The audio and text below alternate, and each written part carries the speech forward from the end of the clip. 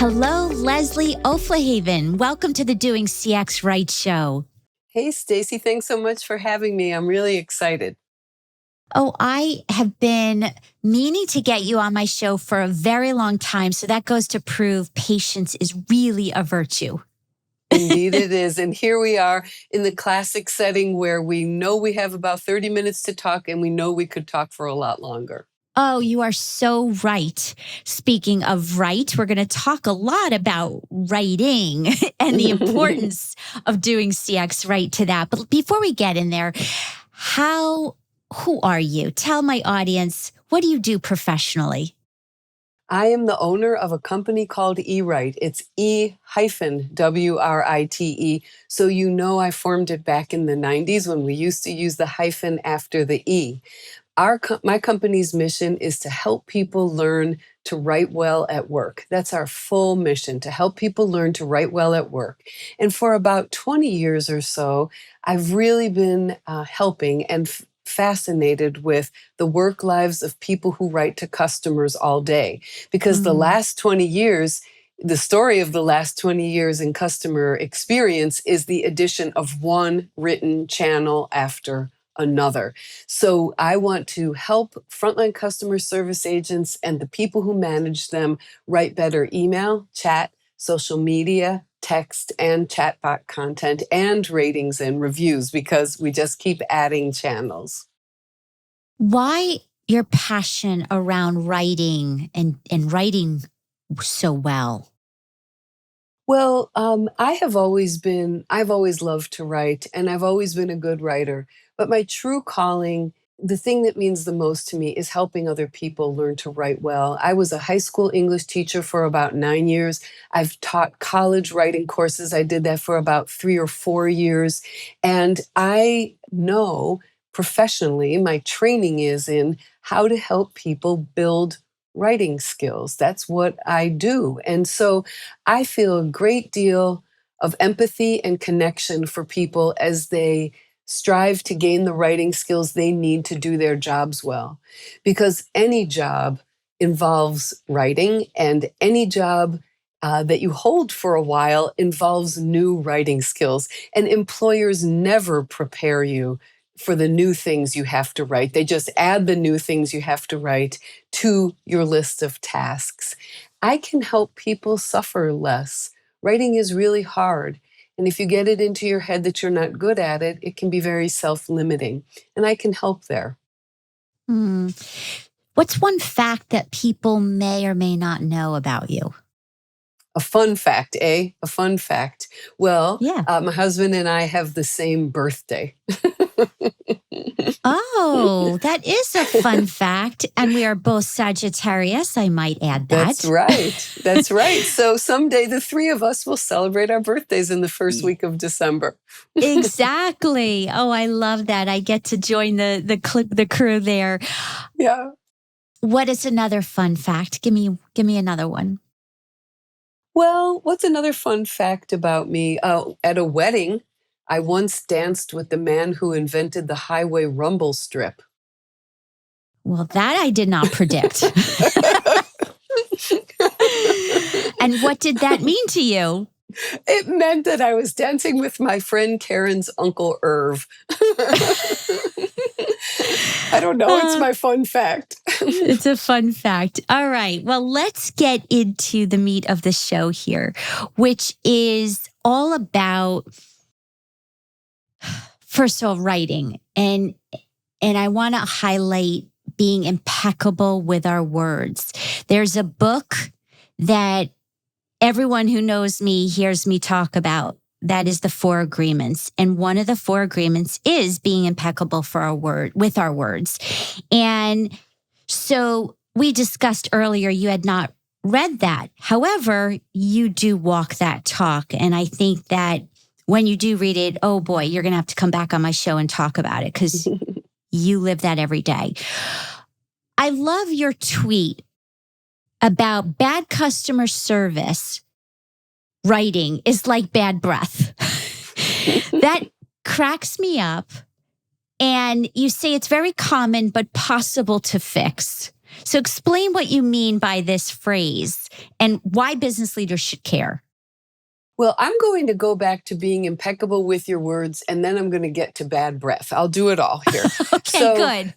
I find the instruction to be impeccable with your words terrifying. I find that absolutely terrifying. There is nothing better than impeccable. You can't be better than impeccable. And as I mentioned, my whole career is about helping people who are either trying or gaining new writing skills or struggling to meet the writing needs of their jobs right now. And if I freighted them with impeccable, they would collapse. I would collapse. I find that actually quite terrifying. I could say, strive to be honest with your words, choose your words carefully, mean what you say and write. All of that I feel quite comfortable with. But the idea of being impeccable is really scary to me. And if we carry over this exhortation, be impeccable with your words, over to the kind of writing people do in customer service roles to create a consistent customer experience, oh my goodness, they would collapse if they had to be impeccable. We're just trying to be prompt enough to tell the truth, to read carefully so we understand what the customer is saying before we write our response. It's impeccable is so perfect. We're just trying to be worthwhile, practical, useful, use a comma correctly every now and then. So that's why I said bad customer service writing is like bad breath, because everybody gets it. We can fix it. And there's a known reason for it. There's a known reason that we sometimes, when writing to customers, don't do the job well enough. There's a known reason. Either we're answering too many customer inquiries at a time, and we're not doing a good job because our attention is fractured, or we aren't confident to be honest with the customer and we're being evasive, or the lawyers in our company told us not to say anything honest, so our writing is coming across evasive, or we don't have good writing skills yet, and we just can't cope with the challenge of writing well. So I think that writing well is a kind of communication health. I'm doing my best to connect this to bad breath now. Just like hygiene is a kind of health, and that we can write better if we believe that communicating honestly is worth the effort. Yes. And it really is in our control. So, and you've opened my eyes to the word impeccable. For sure. I have this urge to write the author because Do it. he's so good. However, you're right. There is no such thing as perfect. So maybe there is a better word than that. Certainly being intentional is important. And there are definitely right ways of conveying thoughts. There's better time and place of doing it too, and channels, as you talk about. But anyway, thank you for opening my eyes to impeccable being one of his 4 agreements. And the gist of it is good, but you're right. Perfect doesn't exist. I agree. Talk to me about, you've written 5 things business leaders and service agents should stop writing to customers. Talk about that. I'd be glad to. I'm not going to do all 5. I'm going to pick a couple that I think are so common. The first one is, quote, "We regret any inconvenience this may have caused." This is the world's most passive-aggressive non-apology. It's not really an apology. It's words that sound kind of sort of like "I'm sorry" or "we're sorry," but it's not sincere. So "we regret any inconvenience" implies that the thing that you are complaining about, well, that's any inconvenience, instead of "I specifically know why you're upset or why you're angry. And this may have caused" is really passive aggressive when the customer or even a colleague is telling you, "No, you really caused me a problem." There's no may have involved.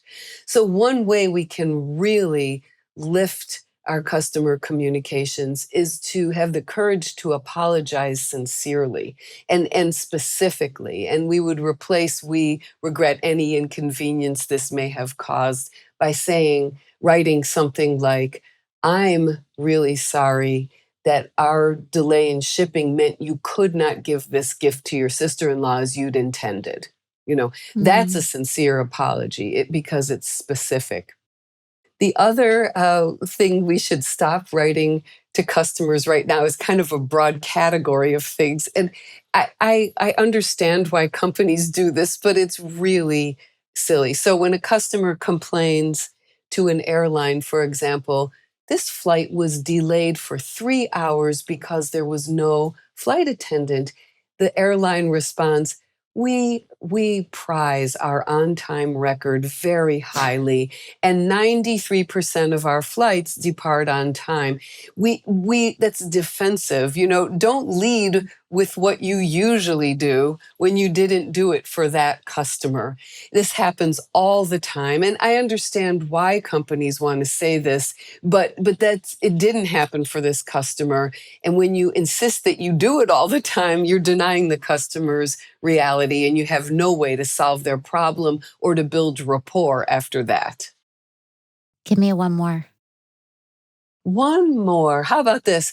"We will share your feedback with the appropriate department." That makes me giggle, because if there's an appropriate department, then probably there's an inappropriate department. And I want to be the head of that department. So, if sometimes all you can say to a customer is, we hear you, or "I hear you, and I will tell the people in my company what you said, the ones who can do something about it." That's all you can offer. You can't make the situation better. All you can say is, "I'm going to tell the people in my company who need to know about this what you've said."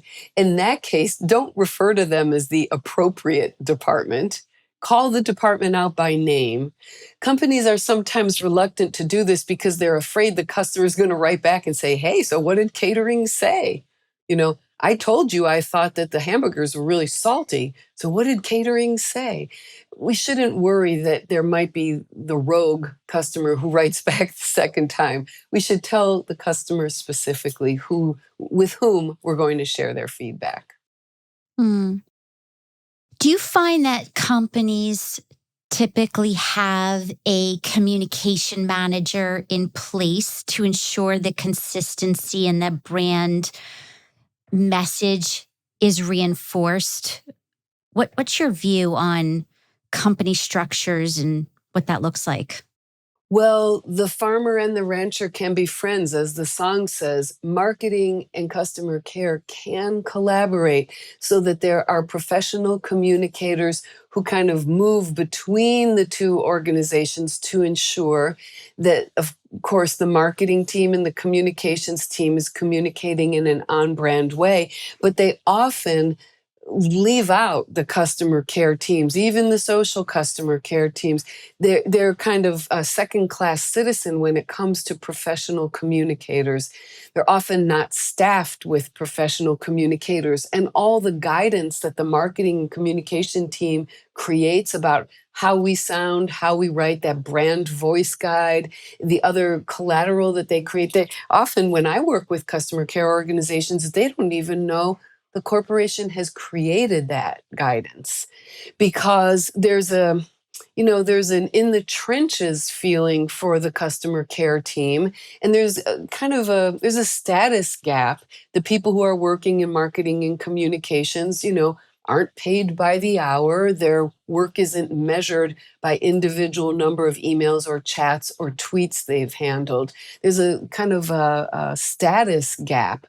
But in the best companies, they're not siloed, they're blended, and they're always working together, because professional communicators should be helping customer care communicate.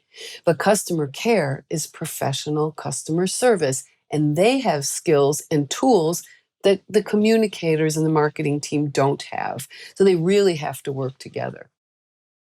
I agree. I think silos really hurt a company and, in the end, the customer. What about technology? It is happening at such fast speed. So you got chatbots and AI. What's the impact now? You're really teaching and reinforcing good writing and good communication. So, how does that come into play with technology?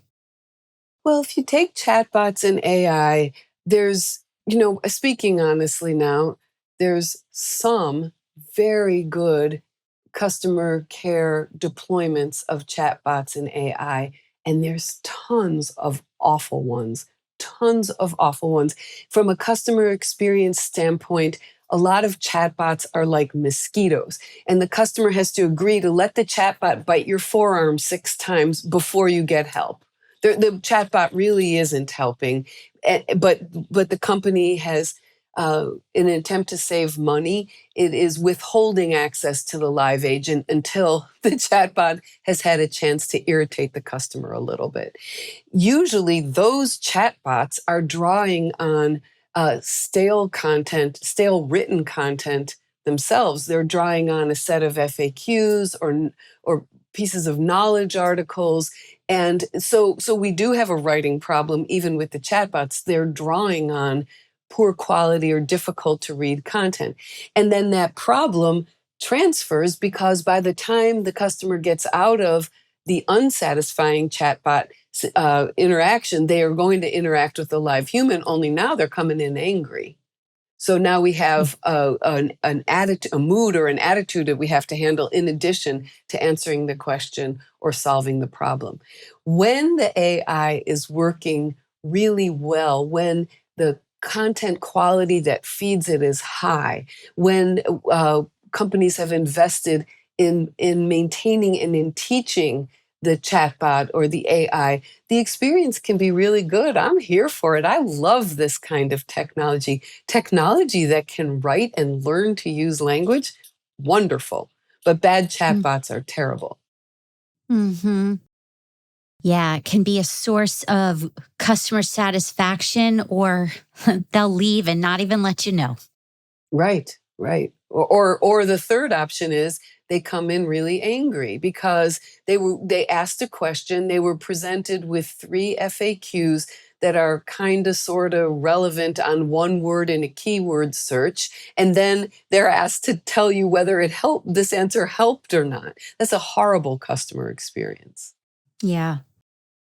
Speaking of customer service agents, so we know that reading from a script, customers know that it's not authentic. However, there's training and they need to have some guidelines. What's your advice to customer service managers who are trying to keep their agents top performers and deliver customer excellence? How do you balance? Don't read from a script, but you also have to say it right. Yes. So I'll take that question in terms of written customer service. We want agents to have templates or pre written content or scripts, whatever you want to call them. We want them to have those templates. We do not want agents keyboarding something like discount pricing. We want them to be able to copy and paste volume discount pricing without keyboarding. But it's never an either or. We want them to have templates or scripts that they can copy and paste, and we expect them to be able to free text in addition to copying and pasting. It's never either or. It's always both. And if it so happens that a customer asks a question via email, chat, or social, whatever, that we have a pre-written answer, it's really good. Maybe we don't need to free text a lot, but we do need to free text some. We need to usually paraphrase the customer's question, then to indicate that we've read it. And we often have to take a full script or template and break it into smaller pieces and recombine it a little bit as we create the answer. But it's never either or. And if an agent really needs to quote a script, they really need to read the script, or they really need to copy and paste it verbatim into a communication, we should permit them, encourage them to indicate they've done that. So right now I'm working, one of my clients is a health insurance company in California, and some of the content in the knowledge base needs to be read verbatim. The stakes are very high. It needs to be exact. It should be fine for the agent to say, I'm going to read you what our policy is about how much we pay if you use a doula when you deliver your baby.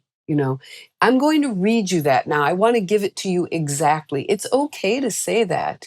Or if you're using an email template, it's okay to present it as, here, I'm giving you the full text of our volume discounts for all the products you've listed. You can indicate that you've copied and pasted some small portions of it. That makes sense. Gen Z, Gen X, we are so different and we have to work together. I have young adults, and I know firsthand they don't really look at emails. They're very into texting and short communication. So, what's your perspective on writing and communication among our different generations? Well, I'm so glad you asked that question. I thought about it when you provided it before we met today.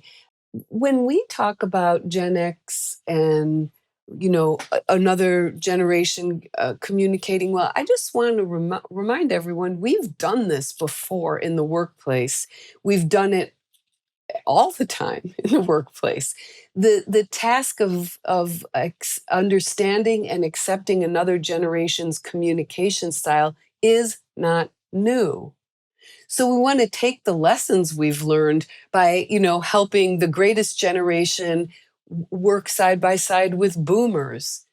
We've done this before in the workplace. So I have a few thoughts here. First of all, we want to assume good intent.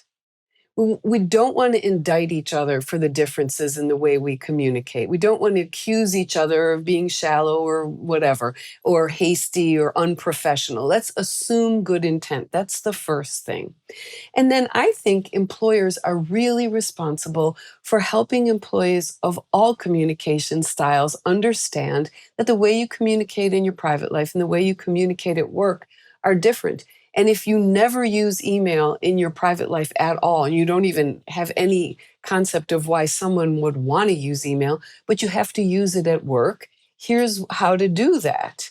If you don't like the phone and you never pick up the phone, even when your grandma's in the hospital, in your personal life, well, your personal life's a little different than your work life, and you may need a wider repertoire of communication channels and styles because you're at work. I want to normalize these differences and convey that we can cope with them. We can cope with them. It's probably a training issue too, because if a company expects to continue important conversations via email, but a large portion of the workforce doesn't prefer email, then now it's a training issue. And even there, it's not some kind of, you know, unmanageable training issue. It's just a training issue. I also think that we have to give and take. Hmm. As leaders, right, we need to know our people, our teams, and speak to them the way they want to be spoken to. Hmm. So it's definitely give and take on both parts. And I do also realize, because I've had a lot of interns on my teams over time, and they do adapt and we adapt. So it's that Right, intention.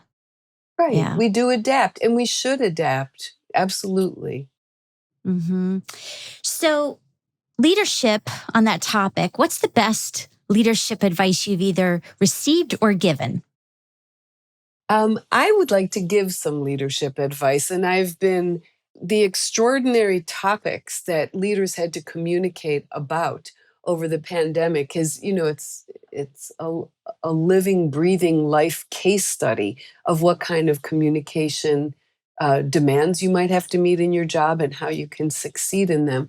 So I'm just thinking of all of the topics leaders had to communicate about over the pandemic. Hmm. Really, really troublesome ones. We've had a death in the family. We've had a death in our leadership team. They had to communicate about that, or everyone has to go to work and work from home, or everyone has to come back. That's a very difficult thing to communicate about. Or I need to communicate with you about whether you've been vaccinated and you hold political beliefs or cultural, religious beliefs that are really different. The leaders had to communicate about that. And so I have come to see over the pandemic that a leader needs to be a person who can say difficult things or write difficult Hmm. things with candor, with courage, and with kindness. And if you Hmm. can combine all that, that is a real leader's communication style. So let's say you have a staff of 100 people, and starting after Labor Day, they need to be in the office 4 days a week, and they're furious. They don't want to do it. You're the leader. You need to be able to talk to them candidly about why they need to do it with courage. Courage is a communication style that's built on the assumption of a positive future. So if you have courage, you believe that if you speak and write candidly about the topic, things will be better. And kindly, kindness requires empathy. So that's my advice. Be the person who can say difficult things with candor and courage and kindness. Like we all have that friend who knows what to say when a loved one in your family dies. And they would never say, I didn't speak to you because I didn't know what to say. They just take the courage and they say the thing. And that's what leaders need to be able to do, because the blending of workplace communication needs and personal communication needs, so complete, it's all tangled up. And leaders need to be able to communicate that way. And communicate, as you said, it's saying it and writing it, Mhm. whichever you're comfortable with.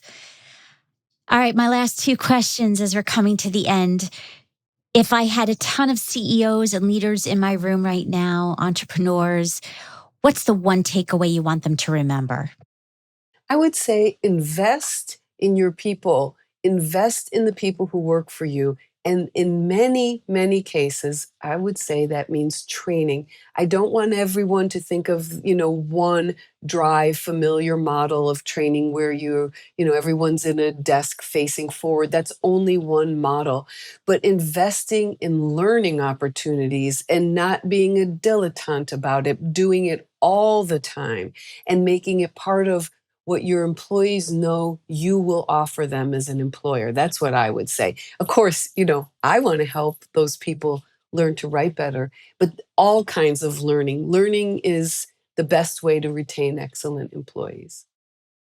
Agree. And I'm never done learning. I don't think any of us are. So, a very good point.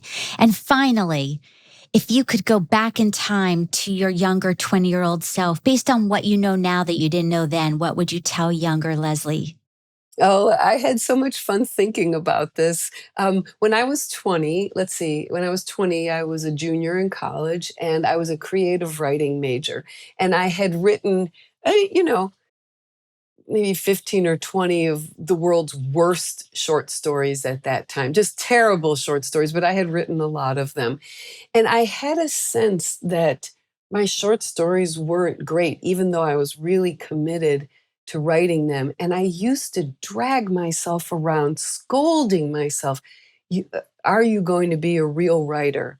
Are you a real writer? When will you be a real writer? And this refrain, real writer, this was always going through my head when I was 20.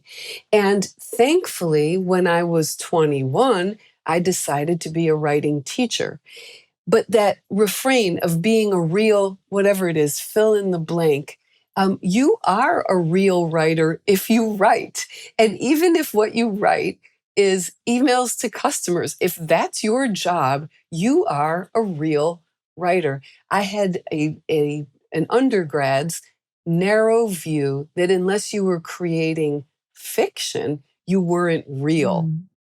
I didn't have the Mm. imagination or the experience to consider all the kinds of writing a person might do as real.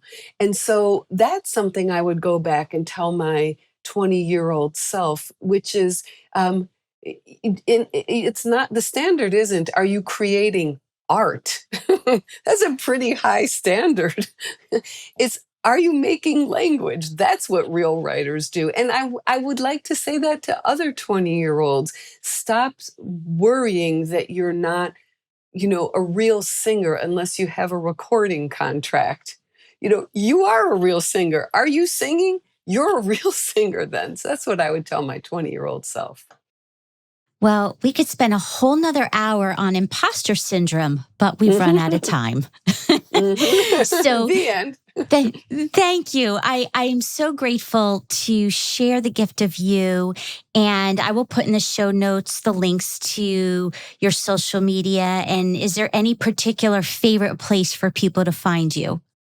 I'd love it if you find me on LinkedIn Learning. I'm the author of 6 writing courses on LinkedIn Learning. The newest is called Writing in Plain Language, and those trainings are excellent. And if you don't have a license, a LinkedIn Learning license at your company, you can still take the training for free if you log into your public library account. Almost all the public libraries in the US offer free access to all the LinkedIn Learning training through the public library account.